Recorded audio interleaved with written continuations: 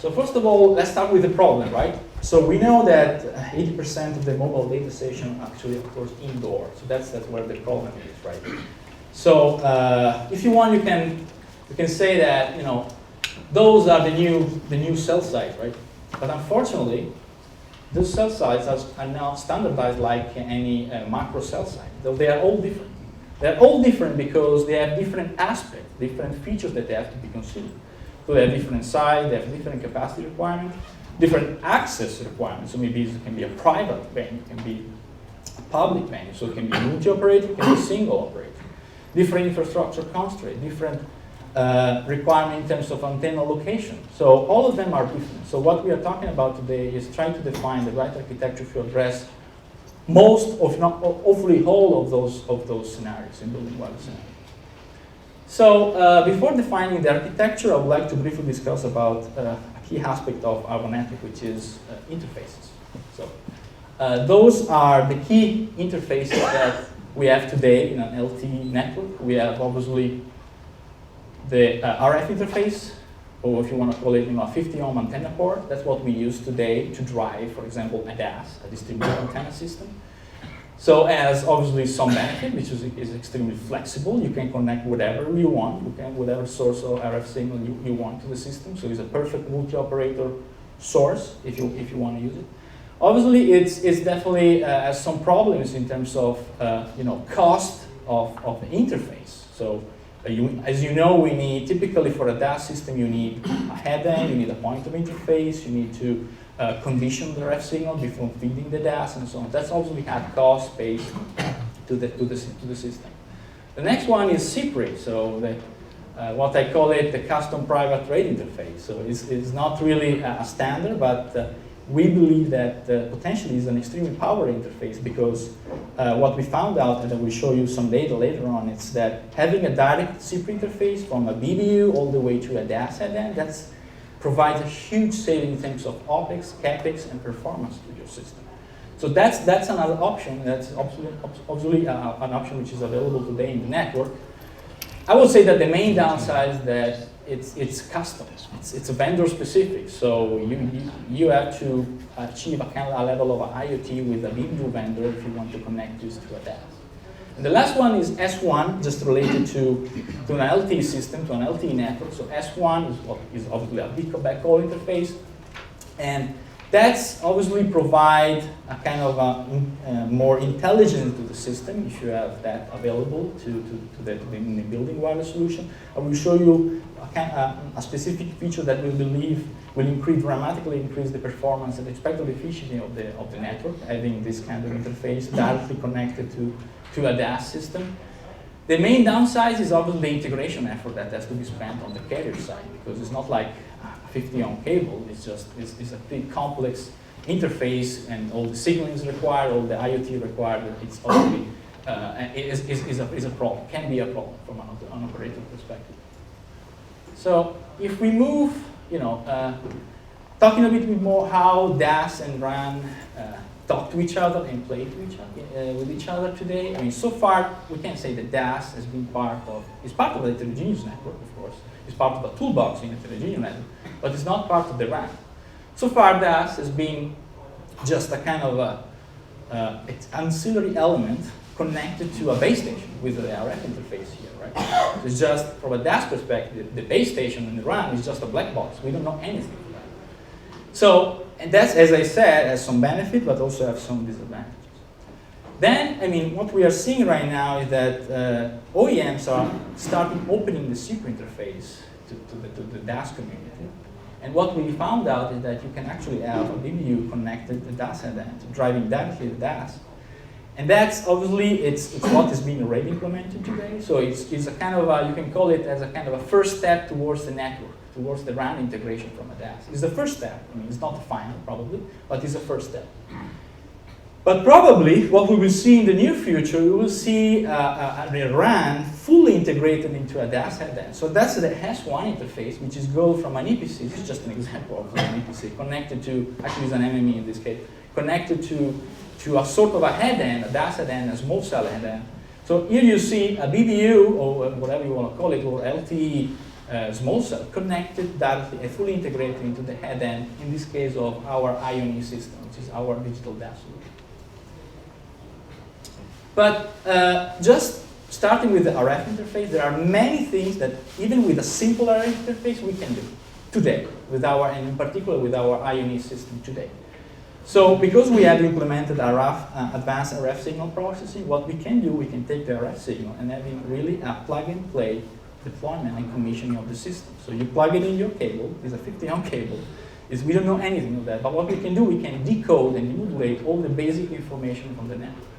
So that's really a plug-and-play approach, if you want to call it. The next step is that, obviously, having a digital interface and an advanced RF process, the commissioning is automatic. So in the old days, when you have DAS, you have to, to connect RF signal, adjust the downlink gain, uplink gain, optimize the system. Today, what you can do is just you take the RF source, and then the system automatically adjust and commission and optimize the system, and the power levels that you need at the remote unit, in this case.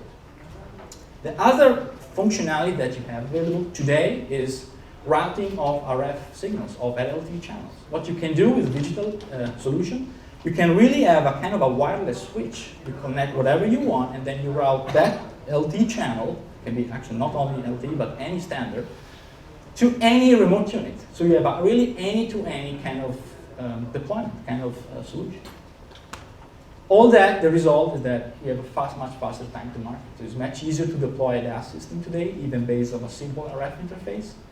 And time to market means obviously having a return on a faster return on investment for the operators.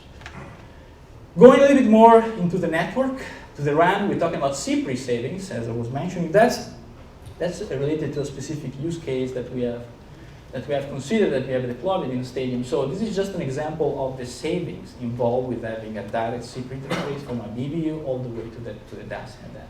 So we're talking about 90% of head-end space, because obviously you don't need all these racks of remote radio head to drive a DAS, but you can just go straight from from a BBU directly to the head-end. So it's really a huge saving in terms of OPEX, CAPEX, and also in terms of performance. The signal quality will improve, because now you don't have a double conversion from digital to analog and analog to digital. So that's the benefit that we have seen.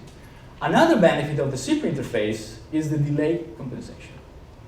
In a standard DAS, what you have, once you connect the RF source to the system, to the DAS, all the delay the burden of the delay is moved all the way to the UE. So the DAS become part of the over-the-air transport, if you want to call it. It become part of the RF interface on the RF channel. That is having delay. So the UE, you need to have a much larger timing advance in order to compensate for that delay. With the CPRI interface, this delay compensation can be fully automated. And in particular, here you see the difference of frames in the time domain perfectly equalized at the DAS remote unit. So basically, the UE don't only needs to compensate the actual over-the-air propagation.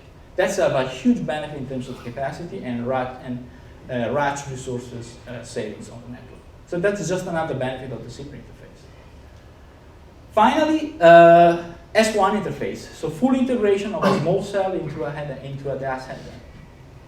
I mean, we can discuss forever about what kind of interface you will be using between a BBU or I call it an LTE controller into a head-end, but it's not the point of this discussion. The point of the discussion is that if you have a DAS which is fully aware of a small cell or a base station in terms of user context, in terms of scheduling of the resources, what you can achieve, in this simple example having 4 floors and 2 remote units connected to the system, what you can get actually, on a single floor you can get what we call an interleave MIMO solution. So you have the 2 streams distributed across a single floor.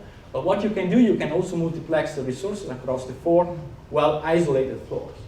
So the result is that you can get up to 600 megabits per second out of a single in-building wireless cell, just one. 600 megabits per second, using what? A kind of a single antenna element type of DAS deployment. So those I'm not talking about a MIMO remote unit, is the size of remote unit. 600 megabits per second is equivalent to an 8x8 macro base station. And in the macro world, first of all, there is no way that you will be able to achieve that level of capacity because of interference. But if you bring this processing power into the indoor space, and you adjust how you process the signal, how you pre-code the signal for an in-building space, that's what you can get. Finally, I mean, I want to keep this short, so leave time for the Q&A session. I mean, that's what we envision as a next generation in-building wireless solution.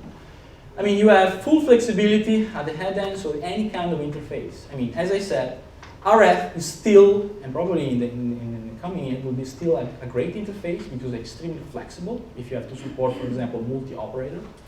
CPRI, I mean, if it's, if all the OEMs are willing to open their interface, that would be great.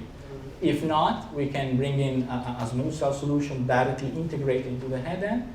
And then, last but not least, why not to provide backhaul connection for a VLAN control, for a VLAN network? Because that can be, I took this example is related to our ION platform. It's basically you can route the VLAN signal, the Wi-Fi signal, all the way to each remote unit. So you can provide basically a 1 gigabit backhaul link to each remote unit, in case you want to connect a Wi-Fi access point or any other IP-capable device. So we're talking about interfaces at the head end. So about the central node and what we call the expansion node is having the ability to route the signal anywhere. I was talking about any-to-any functionality. So you are able to route capacity wherever you want into a specific building with a click of a mouse. And that's our opinion should be high speed. So we are talking about, in order to be really future-proof and be able to transport whatever you want, digitized RF, CPRI, or IP backhaul has to be high speed. We're talking about 10 gigabit link. It can be fiber, it can be single mode or multi-mode fiber, it can be Cat6a cabling, 10 gigabit cable to have a really future-proof architecture. And then at the remote end, what you have is just, depending on the environment that you have to cover, depending on the specific architecture of the building that you have to cover, you just pick your power class for your remote. It can be a low power solution, it can be, talking about maybe 24 dBm per band. It can be a medium power, 3 to 5 watts. It can be high power, 20 watts or 40 watts or more. Because what we found out is that really, depending on the architecture of your building, for a TCO perspective, the power levels that you need is different. It doesn't make any sense to cover a stadium with a collection of femtocells. There is no point in doing that. You need enough power to cover a single stadium set, for instance. In an office, that can be different. So that's how we envision what we call, if you want, the next generation of building wireless solution, that we can address all the needs moving forward from the carrier's perspective as well as from a building owner perspective. And that concludes my presentation.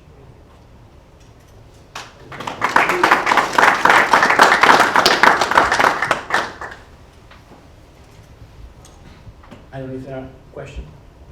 Yeah, good question here. So the central node is still building owner owned, right?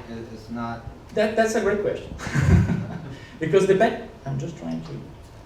There's no way to go back. Okay, the central node. Just trying to understand what the flexibility from operator perspective. That's a great question, because one of the aspects that I was talking about when I was regarding the difference is the funding model. Carriers brings their own base station. The building owner maybe pays for the cabling, pays for the active equipment, and that's exactly one of the flexibility that you can have. So maybe if you think about an enterprise building, maybe the building owner, enterprise owner, just providing the cabling and the remote unit and the central node without any point of interface, just the central node. So basically all the aggregation node, if you want. And then the carrier is bringing their own gears. Can be, as I said, a third-party base station, can be a BBU, can be a small cell solution, or a VLAN. So I think that this architecture allows enough flexibility for the building owner as well as for the carrier to fund the system in different ways. So I would say the answer is it depends, but that's definitely one option. My second question is, what's the visibility from operator perspective to that central node box? You're talking about one click to change the configurations. That's another great question. So I don't want to go into much into the details of that, but you're talking about the OEM plane, right?